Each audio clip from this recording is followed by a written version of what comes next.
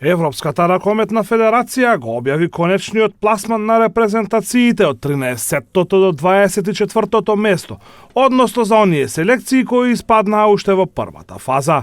Ракометната репрезентација на Македонија се најде на 22-та позиција, единствено пред селекциите на Босна и Херцеговина и Украина.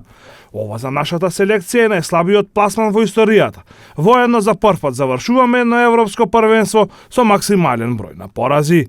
Лошите резултати и пласманот на македонската репрезентација на ова првенство лошо ќе се одрази на рейтингот за следните предизвици.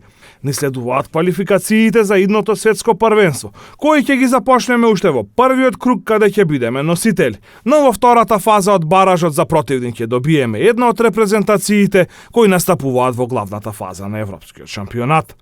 Отежнат ќе ни биде и патот до следното европско првенство. Овие квалификации започнуваат веќе на есен, а ние ќе стартуваме од најслабиот четврти шешир. Сепак позитивно во целата оваа ситуација е најавата дека Кирил Лазаров и Филип Миркуловски ќе настапат во баражите за светското првенство, а веројатно од повредата ќе се врати и Дејан Манасков. Сето ова ни дава надеж дека следните предизвици ќе ги дочекаме комплетни и брзо ќе се вратиме на оние препознатливи победнички патеки за нашиот ракомет. Ова за нашата репрезентација беше седмо учество на европските првенства, а втор пат поред сме елиминирани уште во првата фаза.